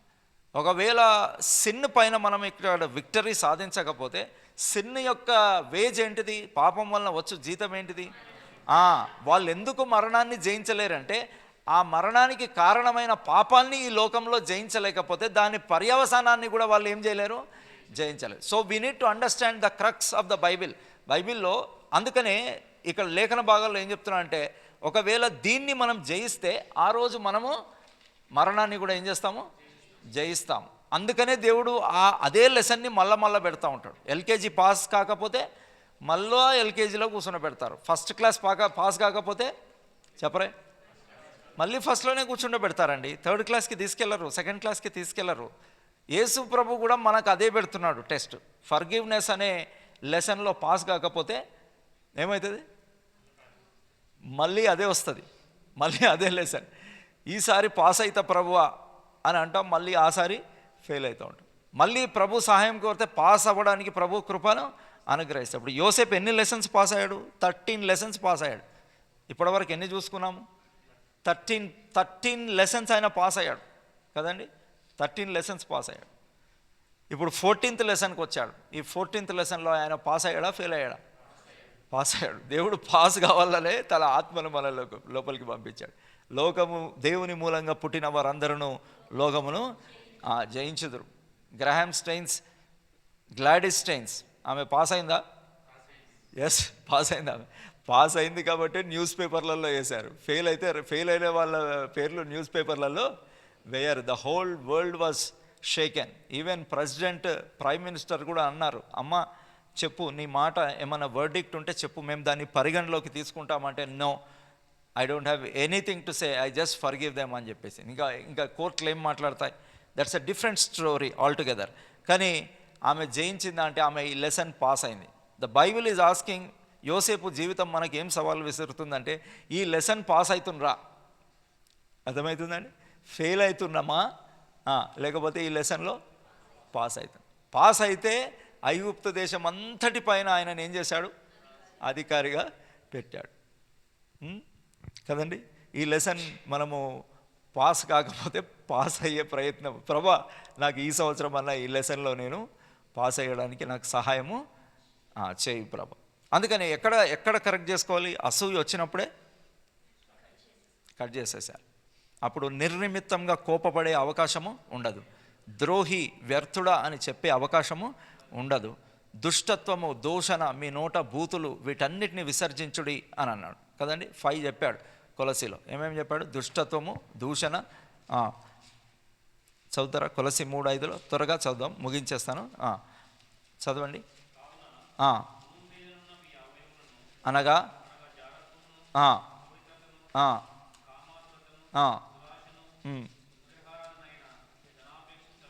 వీటిని చంపేయమన్నాడు. ఎందుకంటే వీటిని చంపేయకపోతే అది మనల్ని చంపేస్తుంది. మీ ఇంట్లోకి పాము వచ్చిందనుకోండి, దాన్ని చంపకుండా దానికి దయ చూపిస్తే ఏం చేస్తుంది? అది మిమ్మల్ని చంపుతుంది. కాటు ఫైనే, కానీ మనం దాన్ని చంపకపోతే అది మనల్ని చంపుతుంది. సో 5 థింగ్స్ని చంపమని కొలసి పత్రికలో పౌలు పరిశుద్ధాత్మ ద్వారా చెప్తున్నాడు. ఇంకా 5 థింగ్స్ విసర్జించి. ఇప్పుడైతే అన్నాడా? నెక్స్ట్ లైన్లో ఇప్పుడైతే అంటే బిలీవర్స్ అయినాక, ఇప్పుడైతే అంటే బిలీవర్స్ అయినాక. బిలీవర్స్ కాకముందు ఇవి ఉన్నాయి విజిబుల్ సిన్స్: జారత్వము, అపవిత్రత, ఇంకా కామాతురత, దుష్టత్వం, దురాశ, విగ్రహాన్ని, ఇవన్నీ విజిబుల్ సిన్స్. ఇప్పుడైతే అంటే బిలీవర్స్ అయినాక కోపము, ఆగ్రహము, దుష్టత్వము, దూషణ, మీ నోట బూతులు, వీటన్నిటినీ ఇవన్నీ కూడా చిన్న చిన్న సిన్స్గా మనకు కనిపిస్తాయి, కానీ వీటిని విసర్జించడి అని ఇక్కడ మనం చెప్పడము మనం చూస్తుంటాం కదండి. కాబట్టి అందుకనే 1 పేతురు పత్రిక 2వ అధ్యాయము 1వ వచనము 2వ వచనం చూడండి దయచేసి. 1 పేతురు పత్రిక 2వ అధ్యాయము. మీరు రుచి చూచిన ఎడల సమస్తమైన దుష్టత్వమును, కపటమును, వేషధారణను, అసూయను, సమస్త దూషణ మాటలను మాని, చాలు, ఇవన్నిటిని ఏం చేయమంటున్నాడు? మాని అంటున్నాడు. అక్కడ విసర్జించి అన్నాడు. చంపివేయుడి, విసర్జించుడి అండ్ మానివేయుడి అని చెప్తున్నాడు. సో ఇవన్నీ ఫామ్స్ తీసుకోక ముందే దాన్ని మీరు సెటిల్ చేసేసేయండి. అది దేవుని వాక్యంలో చెప్పబడుతూ వస్తుంది కదండి. అందుకనే యోసేపు దాన్ని ఎంతో చక్కగా ఎగ్జిక్యూట్ చేస్తున్నాడు. ఫర్గివ్నెస్ అనే లెసన్ పాస్ అయ్యాడు యోసేపు. అనేక సార్లు ఈ లెసన్ మనము ఏం కావట్లేదు, బిలీవర్స్గా కూడా మనం ఏం కావట్లేదు, పాస్ కావట్లేదు. That is the truth. ఎందుకు దేవుడు నాకు ప్రమోషన్ ఇవ్వట్లేదు, ఎందుకు నన్ను పైకెత్తట్లేదు, ఎందుకు నన్ను ఆశీర్వదించట్లేదు అని అంటే, నువ్వు పాస్ అయితే ఏం చేస్తారు? సర్టిఫికెట్ ఇస్తారు, దాన్ని బట్టి జాబ్ ఇస్తారు. జాబ్ అంటే హయ్యర్ పొజిషన్ అనుకోండి కదా. ఊరికే ఫెయిల్ అవుతూ నా దగ్గర ఒక అబ్బాయి ఉండేవాడు, ఇంటర్మీడియట్ 12 సార్లు రాశాడు. అంటే సారికి ఒక్క సబ్జెక్టే తీస్తాడు. వాళ్ళ నాయన పండితుడు, పండిత పుత్ర, ఆ టైపులోనే, నిజంగా యథార్థంగా చెప్తున్నా. ఇంకా పాస్ కాడు. ఇంకా 12 సార్లు రాస్తారు ఎవరన్నా ఇంటర్మీడియట్. అంటే ఇంగ్లీష్ ఒకసారి తీస్తాడు, నెక్స్ట్ ఇంకో సబ్జెక్టు ఇంకో సంవత్సరం తీస్తాడు అన్నమాట. అట్లా ఇక రాసి లాస్ట్కి హిందీ పండిట్ అయ్యండి ఇప్పుడు. సో అది కూడా ఇక నేను కూర్చుండబెట్టేసి అన్నీ సామ దండ అది అంటారు కదా, అవన్నీ యూజ్ చేసినాక ఇక లాస్ట్కి ఇప్పుడు Hindi. So what I'm trying to tell is, if you do not pass in this lesson, God cannot exalt us. దేవుడు మనల్ని పైకి తీసుకెళ్ళలేడు కదండి. ఒక్కరిని క్షమించకపోతే, ఇప్పుడు అధిపతి అయినాక ఆయన కింద ఎంతమంది ఉంటారు? కొన్ని 100 మంది ఉంటారు. ఈ 10 మందిని ఒకవేళ చంపాడు అనుకో, రేపు పైకి పోయినాక 100 మందిని చంపేస్తాడు. 10 మంది అన్నల్ని చంపితే పైకి పోయినాక 100 మందిని చంపుతాడు దేవుడు. అందుకనే ఆ ప్లేస్లో దేవుడు ఉంచాడు. సో అందుకనే దేవుడు ఏం చెప్తున్నాడంటే, ఈ లెసన్ని బైబిల్లో రాపిచ్చి పెడుతున్నాడు యోసేపు విషయంలో కదండి.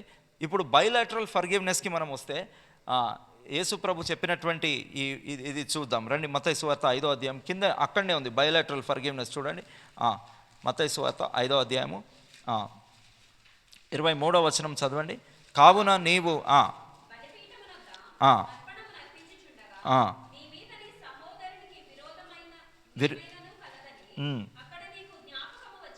వచ్చిన ఎడల అక్కడ బలిపీఠమును ఎదుటనే నీ అర్పణమును విడిచిపెట్టి మొదట వెళ్ళి నీ సహోదరునితో అటు తర్వాత వచ్చి నీ అర్పణము అర్పించము అని అంటున్నాడు. ఇక్కడ బైలాటరల్ ఫర్గివ్నెస్.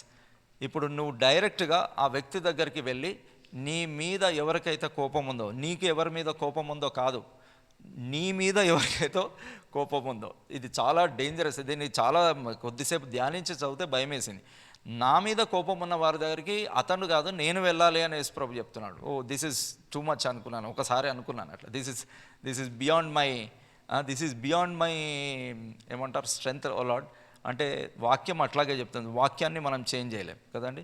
వాక్యాన్ని ఏం చేయలేము, చేంజ్ చేయలేం. నీవు వెళ్ళి అర్పణమును అర్పించకు, ఫస్ట్ ఆరాధన చెయ్యకు, ఫస్ట్ బల్ల తీసుకోకు. ఫస్ట్ నువ్వు వెళ్ళి ఆ వ్యక్తితోని ఏం చేయి, సమాధానపడి దాని తర్వాత వచ్చి నీ అర్పణమును అర్పించు. దాని తర్వాత వర్షిప్ చేయి. దాని తర్వాత లార్డ్స్ టేబుల్ లో పాలు పొందు అని చెప్పారు కదండి. బాక్సింగ్ అంకులట బల్ల ఇచ్చేటప్పుడు ఒక 1000 చెయ్యిలు లేసినాయి అనుకోండి, ఇక అంకులు బల్ల దగ్గర చెప్తా ఉంటే ఆ 1000 కాస్త 500 అయ్యేయట, ఆ 500 కాస్త 100 అయ్యేయట, ఇక 100 తర్వాత 20 అయ్యేయట. ఎందుకంటే ఇది చెప్పేవాడట. ఇది చెప్తా ఉంటే చేతులన్నీ ఏమవుతున్నాయి, కిందికి దిగిపోతున్నాయి. So do we really choose to forgive అని అంటే యేసుప్రభు అన్నాడు, if you are not forgiving don't worship or don't take part in Lord's table అని అంటున్నాడు. కాబట్టి ఒకవేళ నీ ఫర్గివ్నెస్ని ఎక్స్టెండ్ చేయలేకపోతే don't come to me and don't offer me anything, I will not accept that. ఎందుకు, అది లోపల ఏమవుతుందని చెప్పాను. Yes, thank you brother. ఏమవుతుంది లోపల చూద్దామా. ఎగ్జోడస్ 12th చాప్టర్లో ఒక మాట చూస్తాము రండి. ఎగ్జోడస్ 12th చాప్టర్, నిర్గమకాండము 12వ అధ్యాయము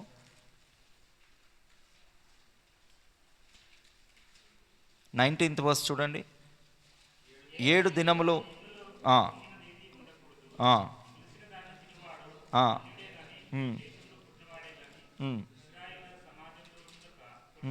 కొట్టివేయబడండి. You shall be cut off అని అన్నాడు. కొట్టివేస్తే మాకేం ప్రాబ్లం లేదని మనం అనుకోండి, కానీ అది అట్లా కాదు. Jewish people they are very particular about their race. కాబట్టి ఇస్రాయేల్లో నుండి కొట్టివేయబడిన వాడంటే అన్యుడంటే ఇంకా చాలా ఆ రిపర్కషన్స్ వేరే ఉంటాయి. దాని తర్వాత దాని గురించి ఇప్పుడు నేను మాట్లాడట్లేదు. కానీ దేవుడు ఏ తీవ్రతతో చెప్తున్నాడంటే పులిసిన దాన్ని, అంటే if there is any bitterness, నీ లోపల ఏదైనా చేదు ఉంది, నీ లోపల ఏదైనా పులిసిన పిండి ఉంది, నీ లోపల క్షమాపణ లేనితనం ఉంది, నీ లోపల ఒకవేళ అన్ఫర్గివింగ్ నేచర్ ఉంటే అటువంటి వాటితోనే ఆఫరింగ్ చెయ్యకు. If you offer you will be cut off అని దేవుడు చెప్పడము మనం చూస్తాం. సో యోసేపు తాను ఈ ఫర్గివ్నెస్ని ఎక్స్టెండ్ చేసేటప్పుడు he came in direct contact with his brothers. వాళ్ళ బ్రదర్స్తో దగ్గరికి డైరెక్ట్ కాంటాక్ట్లోకి వచ్చాడు. ఆఫ్కోర్స్ తానేం చేయలేదు, వాళ్ళు శత్రువులుగా తనని చూశారు, తనపై మరి వాళ్ళు అసూయను పెంచుకొని పగబట్టి తనని చంపుదామని అనుకున్నారు. ఇప్పుడు అటువంటి వాళ్ళు వచ్చినప్పుడు వారిని భయపడకుడి అని వారితో చెప్తూ ఆయన ఫర్గివ్నెస్ని వాళ్ళకి ఏం చేశాడు, ఎక్స్టెండ్ చేశాడు. వాళ్ళకు ఒక భయం ఉండే, మా డాడీ బతికున్నప్పుడు ఏదో డ్రామా చేసినట్టున్నాడు, మా డాడీ ఇప్పుడు చనిపోయాడు కాబట్టి ఇప్పుడు మా మీద రివెంజ్ తీసుకుంటాడు అని వాళ్ళు అనుకొని వాళ్ళ డాడీ చనిపోయిన తర్వాత, అంటే యాకోబు చనిపోయిన తర్వాత వాళ్ళు వచ్చి ఈ మాట అడగడము మనం చూస్తుంటాం. And Joseph extended a whole hearted forgiveness. So మన లోపల కూడా ఒకవేళ ఆ వ్యక్తి దగ్గరికి వెళ్ళి మనం క్షమాపణ అడిగితే ఆ వ్యక్తి క్షమిస్తే దట్స్ ఫైన్. ఒకవేళ క్షమించకపోయినా కానీ నీ మీద ఏం గిల్ట్ ఉండదు. You need to go to that person అని చెప్పాడు. యేసు ప్రభు సిలువ మీద చేసింది యూనిలాటరల్ ఫర్గివ్నెస్. తన హృదయంలో తాను ఏమీ చేదు ఉంచుకోకుండా తను వారి క్షమాపణ కొరకై ఆ దేవుని దగ్గర ప్రార్థన చేస్తున్నాడు. ఎందుకంటే వారు ఇగ్నోరెంట్ స్టేట్లో ఉన్నారు, వారు ఏం చేస్తున్నారో వారికి తెలియని స్థితిలో వాళ్ళు ఉన్నారు. కాబట్టి యూనిలాటరల్ ఫర్గివ్నెస్ ఎక్స్టెండ్ చేశాడు యేసు ప్రభు. ఇప్పుడు మత్తయి 5లో చెప్పేది ఏంటిది, 23లో బయోలాటరల్ నువ్వు ఆ వ్యక్తి దగ్గరికి వెళ్ళి అని అంటున్నాడు. మొదట నీవు వెళ్ళి, మొదట చేయాల్సిన పనులు కొన్ని బైబిల్లో ఉన్నాయి, వింటున్నారండి. మొదట ఆయన రాజ్యమును నీతిని వెతుకుడి అన్నాడు కదండి. అట్లా మొదట కొన్ని ఉన్నాయి, అది ఒక మళ్ళీ డిఫరెంట్ మెసేజ్ అయిపోతుంది, అందుకని దాన్ని టచ్ చేయట్లేదు. సో మొదట నువ్వేం చేయాలి, నువ్వు వెళ్ళి నీ సహోదరుని దగ్గరికి వెళ్ళి నువ్వు క్షమాపణ అడుగు అని అన్నాడు కదండి. సో అతడు ఫర్గివ్ చేస్తే యూ డోంట్ హ్యావ్ ఎనీ, నిన్ను దేవుడు నేరస్తునిగా ఎంచడు. కానీ ఒకవేళ నువ్వు అడగకపోతే అప్పుడు you will be in guilt అని దేవుని వాక్యంలో మనం చూస్తుంటాం. కాబట్టి ఇది బైలాటరల్ ఫర్గివ్నెస్. నెక్స్ట్ స్లైడ్కి వెళ్ళిపోదాం. చూస్తే the cost of forgiveness. Forgiveness will not come easy, forgiveness is costly, it's not cheap అనేది యేసు ప్రభు సిలువను చూస్తే మనకి అర్థము అవుతుందా కదా? అందరూ కూడా నేను అంటే మన దేశంలో 3 ప్రథమమైనటువంటి మతాలు ఉన్నాయి కదా, రైట్, పేర్లు చెప్పట్లేదు, ఓకే. సో వాళ్ళు అనే మాట ఏంటిదంటే, దేవా నన్ను క్షమించు అంటే క్షమించేయచ్చు కదా, ఈ నరకం ఎందుకు, ఈ సిలువ ఎందుకు, ఇవన్నీ ఎందుకు మధ్యలో అని అంటున్నారు. ఎందుకంటే ఆ ప్రధాన విశ్వాసాలలో, ఆ ఫెయిత్స్లలో ఎవరు కూడా చెల్లించలేదు. వింటున్నారా? ఫర్గివ్నెస్ అడగాలి అని చెప్తారు, దేవుడు ఫర్గివ్ చేయాలని చెప్తారు, మరి కాస్ట్ ఎవరు చెల్లిస్తారు? That's the point. వింటున్నారా? క్రైస్తవ విశ్వాసంలో ఉన్న బ్యూటీ ఏంటిదంటే, ఇట్ ఈజ్ న్యాయము. ఒక వ్యక్తిని, ఒక నేరస్తుని క్షమించాలంటే ఎవరైనా శిక్ష అనుభవించాలి, నేరస్తుడైనా అనుభవించాలి, నేరస్తుని పక్షాన ఎవరైనా శిక్షను అనుభవించాలి, అప్పుడే అది న్యాయం అవుతుంది. శిక్ష పడకుండా క్షమిస్తే ఈ వ్యక్తి ఏమంటాడు? బాధింపబడినవాడు ఏమంటాడు? బాధింపబడినవాడు ఏమంటాడు చెప్పండి? 2 పిల్లలు వచ్చారు, నేను మొన్న డెమాన్స్ట్రేట్ చేశాను కదా, ఇక్కడ చేశాను. 2 పిల్లలు వచ్చారు, డాడీ సార్ నన్ను ఆ అబ్బాయి కొట్టాడంటే ఆ తండ్రి ఏం చేస్తాడు? 2 తన పిల్లలే కాబట్టి కొట్టుకోలేక అటు తిప్పి ఊరికైనా తన చేయి మీద తాను కొట్టుకుంటే ఇక్కడ ఉన్నోడు సాటిస్ఫై అవుతాడు. అబ్బా డాడీ కొట్టాడు, మా అక్కను కొట్టాడు కాబట్టి చాలా గుండె తృప్తిగా ఉంటుంది అనమాట. తృప్తిగా ఉండి అబ్బా థ్యాంక్ యూ డాడీ అని చెప్తా. యాక్చువల్లీ ఇన్ఫ్యాక్ట్ దెబ్బ ఎవరి మీద పడింది? డాడీ మీదనే పడింది. ఎందుకు తృప్తి చెందుతున్నాడు? సౌండ్ విని తృప్తి చెందుతాడు. బా మంచి కొట్టింది మా అక్కను, మా అన్నను మంచి కొట్టిండు మా డాడీ అన్న సౌండ్కి తృప్తి చెందుతారు. అంటే హృదయంలో ఆ నైజం ఉంది. శిక్ష పడకుండా క్షమాపణ డెలిగేట్ చేయలేరు. అవునండి, శిక్షించబడితేనే అది సాటిస్ఫై అవుతుంది హృదయం. అందుకనే మన మీద ఆ శిక్షను వేయకుండా యేసు ప్రభు ఏం చేశాడు? తన మీద ఆ శిక్షను అనుభవించి మనకి ఫర్గివ్నెస్ ఇస్తున్నాడు. But the whole sum of forgiveness it's not cheap forgiveness, it has costed his dear son Jesus Christ. దేవుడు మనల్ని క్షమించడానికి దేవుడు చెల్లించిన కాస్ట్ ఏంటో చెప్పండి? తన కుమారుణ్ణి సిలువ మీద ఆకాశానికి భూమికి మధ్యలో వదిలిపెట్టేశాడు. దేవా నా దేవా నా చెయ్యి ఎందుకు విడిచితేవంటే రెస్క్యూకి రాలే దేవుడు, ఆ ప్రార్థనకి జవాబు రాలేదు. గెత్సెమనే తోటలో ప్రార్థనకి జవాబు రాలేదు.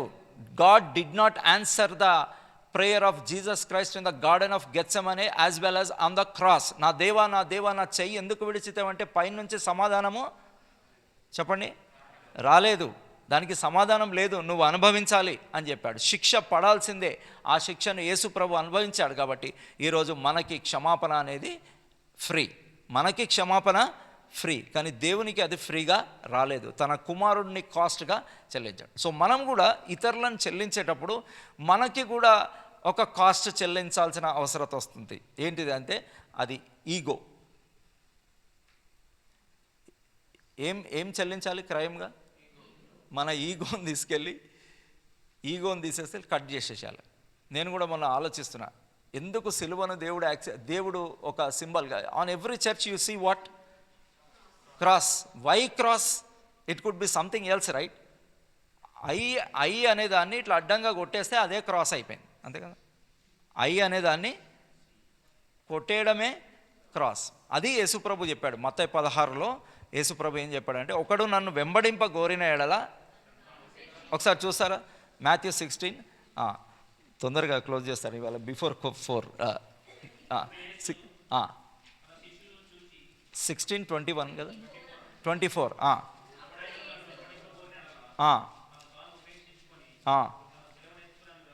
ఏది? తన డాష్ సిల్వన్. వాట్ ఈజ్ సిల్వ? వుడెన్ క్రాస్ కాదు యేసుప్రభు చెప్పేది. ఒక మెటల్ క్రాస్ మోసుకొని పొమ్మని చెప్పట్లేదు. సిలువను ఎత్తుకొని అంటే నీ ఐని కొట్టేసుకొని నన్ను వెంబడించు అన్నాడు. I is the centre of SIN. What is the centre? I. So ప్రతి పాపములో కేంద్రం ఏంటిదంటే అయ్యే. ఆ అయ్యి కొరకే నేరాలు ఘోరాలు అన్నీ చేస్తూ ఉంటారు అనమాట. సో ఈ అయ్యిని కొట్టేశాడు యేసు ప్రభు. That is cross. అయ్యిని కొట్టేయడమే cross, right, isn't it? So అది యేసు ప్రభు చెప్తూ వచ్చాడు. అందుకనే ఇట్ కాస్టెడ్. మనకేం కాస్ట్ అవుతుంది? మన ఐ కాస్ట్ అవుతుంది అంతే. నీ ఐని నువ్వేం చేయాలి? ఇది చేయలేకే చాలామంది భయంకరమైనటువంటి స్థితిలోకి వెళ్ళిపోతారు. అర్థమవుతుందండి? ఇద్దరు భార్యాభర్తలు మాట్లాడుకుంటలేరట, క్షమించుకోలేక ఇద్దరిగా చాలా ఇబ్బంది పడుతున్నారు. ఎట్లా? సో ఈయనకి పొద్దున మీటింగ్ ఉందట, పొద్దున 5 o'clock లేవాలి మీటింగ్, కానీ మాట్లాడాడు కదా, ఎందుకంటే ఐ చచ్చిపోతుంది. మాట్లాడితే ఏం చచ్చిపోతుంది? ఐ చావద్దు, ఐ అట్లనే బతుకున్నారు. కాబట్టి డియర్ సో అండ్ సో పొద్దున 5 o'clock నన్ను లేపు అని చిట్టి పెట్టేసి పండుకున్నాడు. ఇక రెస్ట్ ఆఫ్ ద స్టోరీ మీకు తెలుసు కదా. ఇక ఆమె కూడా ఐ చంపుకోలేదు, ఈయన ఐ చంపుకోలేకపోతుండు. ఎవరైనా కానీ బ్రదర్సే కావచ్చు, సిస్టర్సే కావచ్చు, వైఫ్ అండ్ హస్బెండ్ కావచ్చు. ఆమె కూడా పొద్దున 5 o'clock లేచి ఏమండి 5 అయింది లేవండి అని ఇంకో చిట్టి మీద రాసి అక్కడ పెట్టి ఆమె పండుకుంది. లేచేసరికి 10 అవుతుంది. 10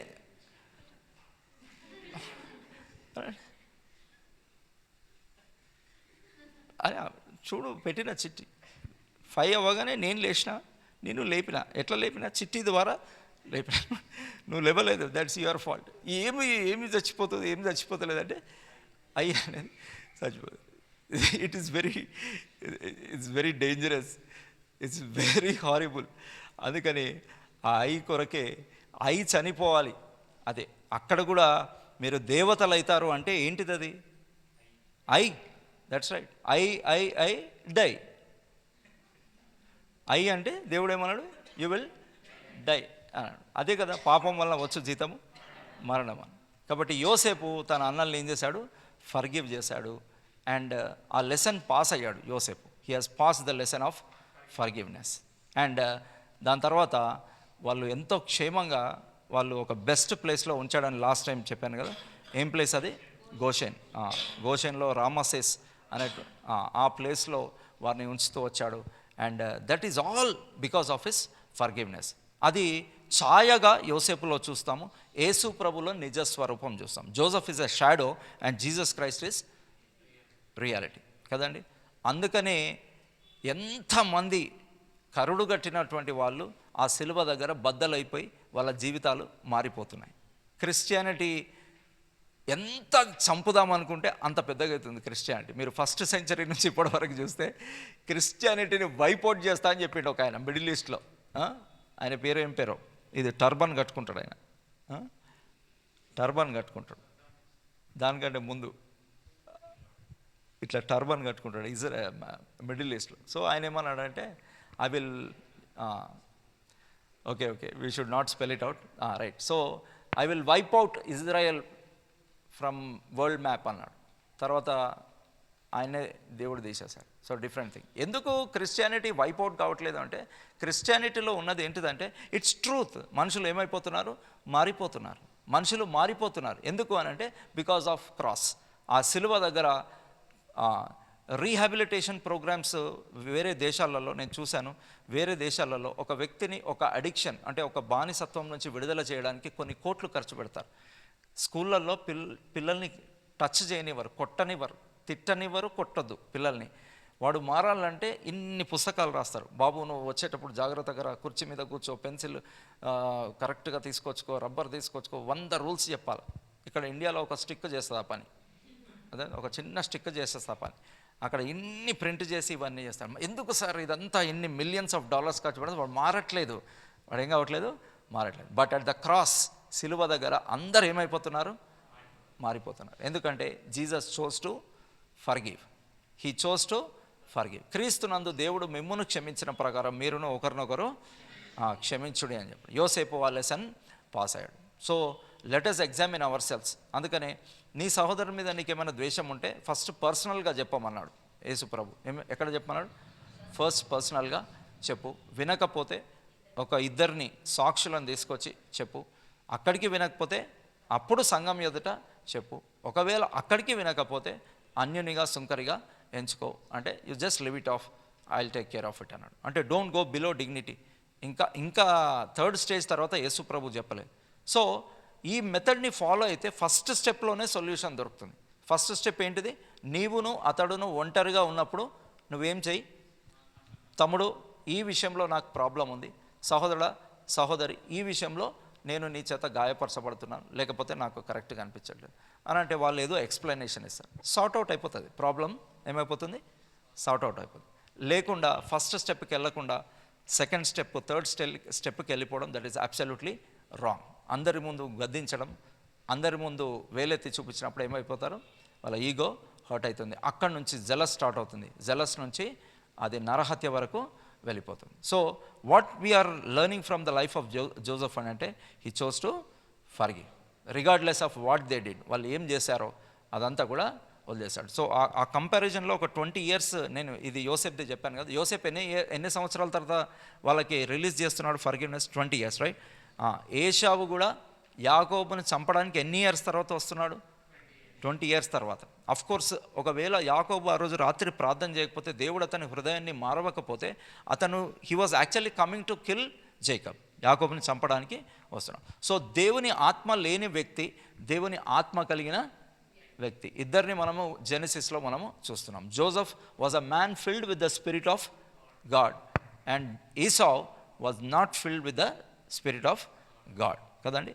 అందుకనే దేవుడు తృణీకరించడానికి చాలా కారణాలు ఉన్నాయి ఏసావుని, and it might be one of the reason. దేవుడు అతన్ని మార్చాడు కాబట్టి ఆ వ్యక్తి వచ్చి ఫర్గివ్నెస్ ఎక్స్టెండ్ చేశాడు.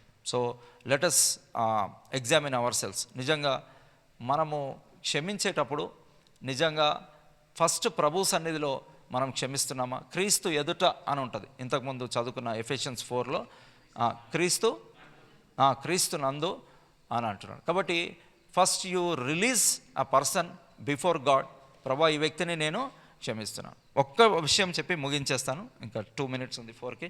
సో ఒక్క విషయం చెప్పి ముగిస్తాను. ఏంటిదంటే, ఒకవేళ if you don't forgive, okay, if you don't forgive, it is equivalent to murder. గుర్తుపెట్టుకో, ఎందుకు యేసు ప్రభు చెప్పాడు, it is equivalent to murder. ఎందుకు ఫర్గివ్ చేయలేరు? నెక్స్ట్ స్లైడ్ ఒక్కసారి అయిపోయింది కదా లాస్ట్, ఓకే రైట్. ఎందుకు ఫర్గివ్ చేయలేరు అంటే ఒక చిన్న ఎగ్జాంపుల్ చెప్పి క్లోజ్ చేస్తాను. People who don't understand how they were forgiven cannot forgive others. అర్థమైందా? నన్ను దేవుడు ఏ విధంగా క్షమించాడు అనే విషయము సంపూర్ణంగా అర్థం కాకపోతే ఇతరులని మనం ఏం చేయలేము? క్షమించాలి కదండి, ఇతరులను మనం క్షమించాలి. సో ఫస్ట్ ఏం అర్థం కావాలి? ఫస్ట్ నన్ను ఎలాగో దేవుడు క్షమించాడో అది కరెక్ట్గా అర్థమైతే, అంటే ఇట్స్ ఫుల్లర్ కాంటెక్స్ట్లో నీకు అర్థమైతే, ఫుల్లర్ సెన్స్లో నీకు అర్థమైతే, వేరే వాళ్ళని ఫర్గివ్ చాలా ఈజీ, చాలా అంటే చాలా ఈజీ. ఎందుకు క్షమించలేదు చెప్పండి? దేవుడు నిన్ను క్రీస్తు నందు, దేవుడు మిమ్మును క్షమించిన ప్రకారం అన్నాడు. క్రీస్తు నందు నన్ను దేవుడు ఏ విధంగా క్షమించాడో అర్థమైతే వేరే వాళ్ళని క్షమించడం it's single split second job, అంతే, 1 second క్షమించచ్చు. ఒకవేళ ఫర్గివ్ చేయకపోతే దేవుడు ఏం చేస్తాడు తెలుసా? ఒకరోజు నాకు చూపించాడు కాబట్టి నేను మీకు చెప్తున్నాను. నాకు చూపించకపోతే నేను చెప్పాను, నేనేం చేశానో ఒక స్క్రీన్ మీద వేసి చూపించాడు దేవుడు. అప్పుడు ఏమన్నా తెలుసా? ఆ స్క్రీన్ తీసే ప్రభు నేను వాళ్ళకి చూపించాను. Did you get the point? ఒక 4 hours స్ట్రగుల్ అయ్యాను, క్వైట్ టైం చేసుకోలేకపోతున్నాను, ఎందుకంటే నేను ఒక వ్యక్తిని ఫర్గివ్ చేయలేకపోతున్నాను. 6 hours అయింది. వాళ్ళకి నేను చాలా మేలు చేశాను, వాళ్ళు నాకు చాలా కీడు చేశారు. చాలా మేలు చేశాను, వాళ్ళు చాలా కీడు చేశారు. సో ఫర్గివ్ చేయలేకపోతున్నారు. బైబిల్ తెచ్చారు. ఇప్పుడు ఏం చేయాలి? ఫస్ట్ ఆరాధన చేయాలి. ఆరాధన చేసినాక ఏం చేయాలి? క్వైట్ టైం చేసుకుంటారు. కానీ ఆరాధన ఏమంటున్నాడంటే దేవుడు, నీ ఆరాధన చెయ్యకు అంటున్నాడు. ఎందుకంటే అది రూఫ్కి కూడా టచ్ కాదు, పైకి రావడం అది ఇంపాసిబుల్. ఆరాధన నువ్వు వాళ్ళని క్షమించకుండా ఆరాధన చేస్తే ఈ రూఫ్కే తగిలి అది రిటర్న్ వస్తుంది, అంతే. కాబట్టి చేసి లాభమా? నువ్వు ఫర్గివ్ చేయకుండా నువ్వు ఆరాధన చేయడం లాభమా? లేదు, ఇట్స్ ఆఫ్ నో యూస్. అది పైకి పోదు, దేవుని ప్రెజెన్స్లోకి నీ వర్షిప్ పోదు. సో నేనేం ప్రయత్నం చేస్తున్నా అంటే, చెయ్యకుండా, ఫర్గివ్ చేయకుండా ఆరాధన చేసే ప్రయత్నం చేస్తున్నాను. ఒక 4-6 గంటలు అయిపోయింది, కానీ నాకు తెలుసు ఆ ఆరాధన పైకి పోదు. నో లార్డ్ అని చెప్తాను.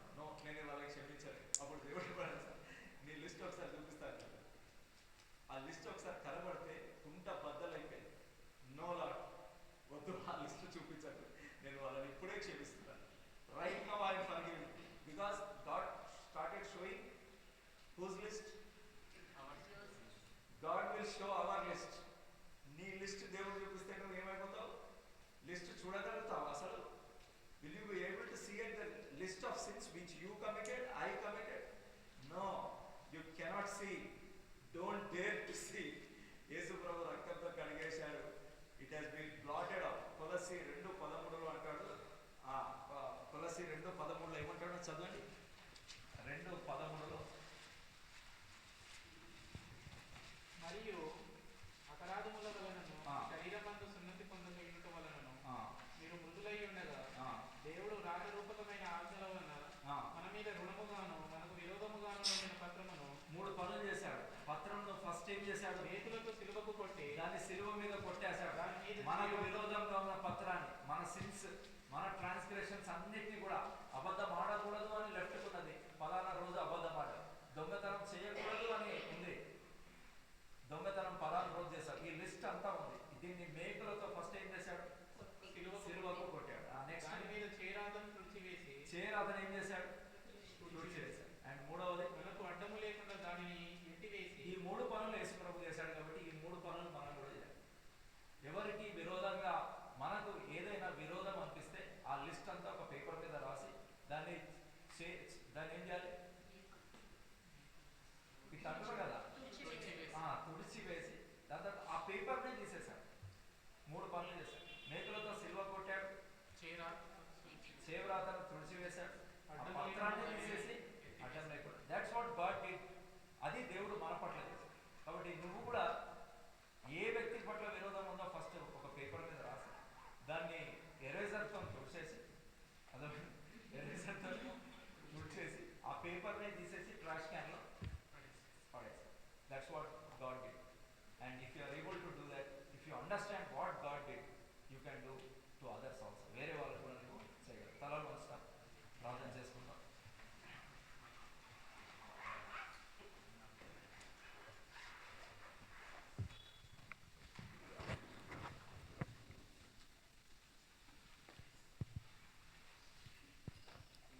అన్న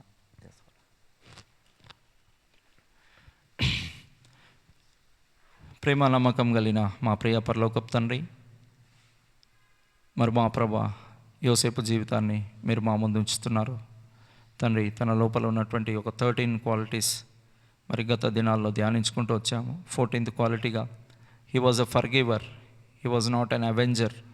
తను ప్రతీకారం తీర్చుకోలేదు, తను ఇన్స్టెడ్ క్షమిస్తూ వచ్చాడు అని మీ లేఖన భాగాల్లో మీరు రాపిస్తూ పెట్టుతూ వచ్చారు. దాని ద్వారా మాకు ఒక లెసన్ని మీరు నేర్పిస్తుంటున్నారు ప్రభా. తండ్రి, క్రీస్తునందు మీరు మమ్మల్ని ఏ విధంగా అయితే క్షమించారో మేము కూడా ఇతరులని ఆ విధంగా క్షమించాలి అనే ప్రకారము అనేటువంటి వర్డ్ని మీరు యూజ్ చేస్తూ వచ్చారు ప్రభా. మీరు మమ్మల్ని క్షమించిన ప్రకారము మేమును ఇతరులను క్షమించాలి అనే లేఖన భాగాన్ని మీరు మాకు బోధిస్తూ వచ్చారు.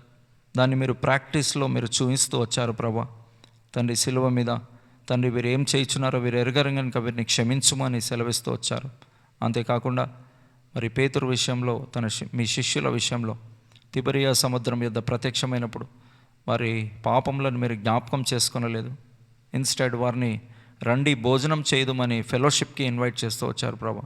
అట్టి ఫర్గివ్నెస్ని నాయన మరి పరిశుద్ధాత్మ సహాయంతో మేము కూడా ఎక్స్టెండ్ చేయడానికి, ఇతరులకు ఎక్స్టెండ్ చేయడానికి మరి మా ప్రభా మా పాపములు నీ సన్నిధిలో ఒప్పుకొని మీ సన్నిధిలో పశ్చాత్తాపడినప్పుడు మీరు ఏ విధంగా అయితే మమ్మల్ని క్షమించారు ఆ విధంగా మేము కూడా ఇతరులను క్షమించటకు మీరు సహాయపడండి. యోసేపు జీవితంలో ఈ 14 క్వాలిటీస్ని మేము ధ్యానిస్తుంటుండగా నాయన కేవలం వినువారు మాత్రమే మేము ఉండగా వాటిని మరి మా లైఫ్లో అప్లై చేసుకోవడానికి, అన్వయించుకొని దాని ప్రకారం ప్రవర్తించున్నట్లుగా మీరు మాకు సహాయం దయచేయండి. ఈరోజు యూత్ మీటింగ్కి వచ్చినటువంటి ప్రతి సహోదరుడు, ప్రతి సహోదరిని కూడా వారిని మీరు దీవించి ఆశీర్వదించి విన్న వాక్యాన్ని దుష్టుడు ఎత్తుకొని పోకుండానట్లుగా వారి హృదయాల్లో మీ వాక్యంని వారు భద్రపరుచుకున్నట్లుగా దాని ప్రకారము దాన్ని గ్రహించి దాని ప్రకారము జీవించటకు తీర్మానం చేసుకున్నటువంటి వారుగా మీ సన్నిధిలో నుండి వెళ్ళున్నట్లుగా సహాయం దయచేయండి. ఇంతవరకు సహాయపడిన దేవా మీకు వందనాలు చెల్లిస్తూ మా నాయన మరి ముందున్న మరి ప్రోగ్రామ్స్లో మరి మా ప్రభా గాస్పల్ డిస్ట్రిబ్యూషన్లో వాటన్నిటిలో కూడా మీరు సహాయపడండి. మరి మా ప్రభా గడబో వారం అంతా మీరు మమ్మల్ని భద్రపరచమని ఎల్బైతెల ద్వారా జరపబడుతున్న పరిచర్యను మీరు దీవించి ఆశీర్వదించమని మమ్మల్ని కృపగల హస్తాలకు అప్పచెప్పుకుంటూ యేసు పరిశుద్ధ నామంలో ప్రార్థించి స్తుతించి వేడుకుంటున్నాం తండ్రి, ఆమేన్. ప్రభు నా పాపములను క్షమించెన్, ప్రభు నా నేత్రములను వెలిగించెన్, ప్రభు యేసే నన్నెంతో ప్రేమించెన్, ప్రాణమును నా కొరకొసగెన్. ప్రభు నా పాపములను క్షమించెన్. ప్రభు నా నేత్రములను వెలిగించెన్.